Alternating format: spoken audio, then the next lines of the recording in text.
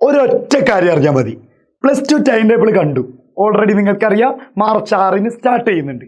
എന്നാൽ time table ഓരോന്നും നോക്കിക്കഴിഞ്ഞപ്പോൾ നിങ്ങൾക്ക് ഹാപ്പിയാണോ സാഡാണോ? ഹാപ്പി ആണെങ്കിൽ യെസ് എന്ന് കമൻറ്റ് ചെയ്യുക, അല്ല എന്നുണ്ടെങ്കിൽ നോ എന്ന് കമൻറ്റ് ചെയ്യുക. ഇത് നിർബന്ധമായിട്ട് കമൻറ്റ് ചെയ്യണം. മറ്റൊന്നിനല്ല മക്കളെ, നിങ്ങളുടെ കമൻറ്റ് നോക്കി നിങ്ങളുടെ അഭിപ്രായം നമുക്കറിയാം. അത് വെച്ചിട്ട് നമുക്കൊരു വീഡിയോ ചെയ്യാം. അതായത് ഇങ്ങനെ ടൈം ടേബിൾ കുറച്ചുകൂടി ഗ്യാപ്പ് കൊടുക്കണം, ഒരു മാസം നീണ്ടു നിൽക്കുന്നതാണല്ലോ, ഇത്ര ഗ്യാപ്പ് ഈ സബ്ജക്റ്റിന് കൊടുക്കൂ, അല്ലെങ്കിൽ ഈ സബ്ജക്റ്റിന് ഗ്യാപ്പ് വേണ്ട, പക്ഷേ ഈ ഗ്യാപ്പ് എടുത്തിട്ട് എക്കണോമിക്സിന് കൊടുക്കൂ. ഇങ്ങനെ നമുക്ക് പറയാൻ പറ്റും. ഇങ്ങനെ വീഡിയോ നിരന്തരമായിട്ട് നമ്മൾ മാത്രമല്ല പലരും ചെയ്യുമ്പോൾ അത് ഗവൺമെൻറ്റിൻ്റെ ശ്രദ്ധയിൽപ്പെടും. സ്വാഭാവികമായിട്ട് നിങ്ങളുടെ ഇഷ്ടത്തിനനുസരിച്ച് ടൈം ടേബിൾ വരും ചെയ്യും. ടൈം ടേബിൾ ഇത് ഫിക്സഡ് ആയിട്ടൊന്നും ഇല്ലല്ലോ. കാരണം ഒരുപക്ഷെ മാറും. എന്തിന് 2 ആഴ്ച മുമ്പേ ടൈം ടേബിളൊക്കെ മാറിയ ചരിത്രമുണ്ട്. അപ്പോൾ അത് നമ്മളാണ് മാറ്റിക്കേണ്ടത്. അല്ലെങ്കിൽ നമ്മളുടെ അഭിപ്രായം പോലെ നിങ്ങൾക്ക് ഇത് ഓക്കെ ആണെങ്കിൽ യെസ് എന്ന് കമൻറ്റ് ചെയ്യുക, അല്ലാന്നുണ്ടെങ്കിൽ നിങ്ങളുടെ അഭിപ്രായം എന്താണെങ്കിലും കമൻറ്റ് ചെയ്യുക. യെസ് മക്കളെ നോക്കി വെക്കുക. മാർച്ച് 6-നാണ് സ്റ്റാർട്ട് ചെയ്യുന്നത് അല്ലേ?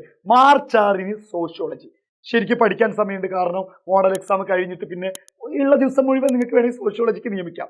പക്ഷേ നിങ്ങൾ ശ്രദ്ധിക്കേണ്ടത് 7-ാം തീയതി സ്റ്റാറ്റിസ്റ്റിക്സ്. അപ്പോൾ ചിലപ്പോൾ സോഷ്യോളജി ഇല്ലാത്തവർക്ക് സ്റ്റാറ്റിസ്റ്റിക്സ് ഉണ്ടാവും. അവർക്കാണെങ്കിൽ 7-ാം തീയതി സ്റ്റാർട്ട് ചെയ്യുന്നത്. അപ്പോൾ സോഷ്യോളജി ഉള്ളവർക്ക് ചിലപ്പോൾ സ്റ്റാറ്റിസ്റ്റിക്സ് ഉണ്ടാവില്ല. അത് നിങ്ങൾ മനസ്സിലാക്കണം, നിങ്ങളുടെ സബ്ജക്റ്റുകൾ ഏതാണ്. അങ്ങനെ 7-ാം തീയതി സ്റ്റാറ്റിസ്റ്റിക്സ്. മക്കൾ 6-ാം തീയതി സോഷ്യോളജി കഴിഞ്ഞ, അല്ലെങ്കിൽ 7-ാം തീയതി സ്റ്റാറ്റിസ്റ്റിക്സ് കഴിഞ്ഞവർക്ക് പിന്നെ 10-ാം തീയതി, അതായത് 6-ാം തീയതി കഴിഞ്ഞവർക്കാണെങ്കിൽ 6-ാം തീയതി രാവിലെയാണ് എക്സാം. നിങ്ങൾക്ക് +2കാർക്ക് രാവിലെയാണല്ലോ എക്സാം.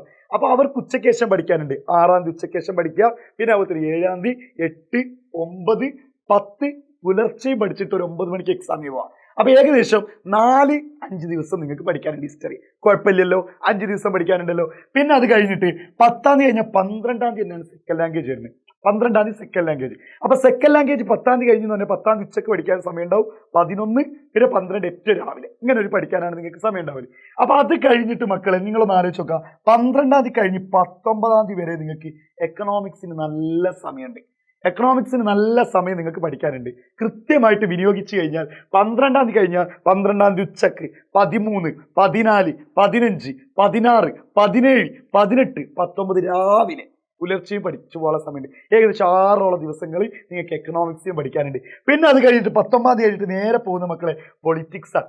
പൊളിറ്റിക്സ് 24-ാം തീയതി, 19-ാം തീയതി ഉച്ചയ്ക്ക് ശേഷം 20, 21, 22, 23, 24 രാവിലെയും കിട്ടും. അതായത് 5-6 ദിവസം നിങ്ങൾക്ക് കിട്ടുന്നത്. പിന്നെ ഏകദേശം ജോഗ്രഫി ഉള്ളവരാണെങ്കിൽ 24-ാം തീയതി കഴിഞ്ഞിട്ട് ഒരു ദിവസം ഗ്യാപ്പുള്ളൂ, 26-ാം തീയതി. പിന്നെ അത് കഴിഞ്ഞിട്ട് 28-ാം തീയതി. മക്കളെ ഞാൻ പറയുന്നത് ഇപ്പം ജോഗ്രഫി ഇല്ലാത്തവർക്ക് ഒന്നും കൂടി എളുപ്പമാണ്. കാരണം 24-ാം തീയതി കഴിഞ്ഞ് 28-ാം തീയതി ഇംഗ്ലീഷ് വരുന്നത്.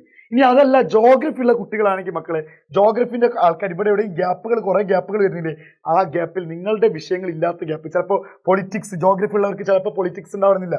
അപ്പോൾ 19-ാം തീയതി എക്കണോമിക്സ് കഴിഞ്ഞാൽ 26-ാം തീയതി നിങ്ങളുടെ ജോഗ്രഫി തന്നെ.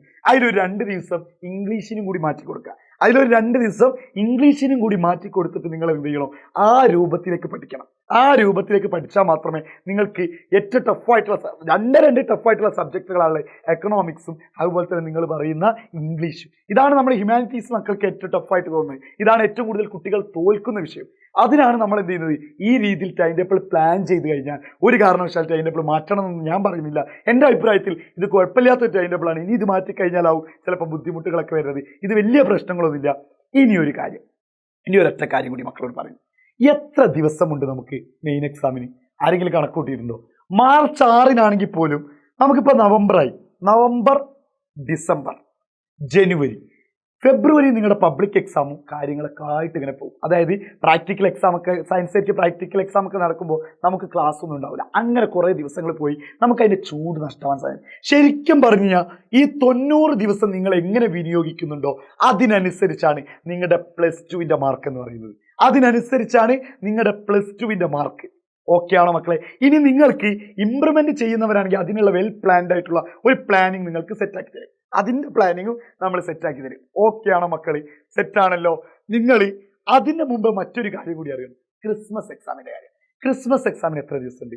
ഇനി ആകെ ഒരൊറ്റ മാസം. ഈ ഒരൊറ്റ മാസം കൊണ്ട് നിങ്ങൾ 70% അല്ലെങ്കിൽ 80% പഠിച്ച് കഴിയണം, നിർബന്ധമാണ്. കാരണം അത്രയും ചാപ്റ്റേഴ്സ്, അത്രയും പോർഷൻസ് നിങ്ങൾക്ക് പഠിക്കാനുണ്ട്.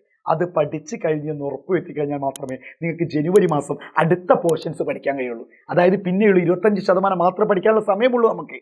അപ്പോൾ ആ ഒരു രൂപത്തിൽ പഠിച്ചു കഴിഞ്ഞാൽ മാത്രമേ പബ്ലിക് എക്സാമിന് നിങ്ങൾ ഉദ്ദേശിക്കുന്ന, നിങ്ങൾ വിചാരിക്കുന്ന ഏറ്റവും നല്ല മാർക്ക് കിട്ടുള്ളൂ. അപ്പോൾ മക്കളെ കമൻറ്റ് ചെയ്യുക.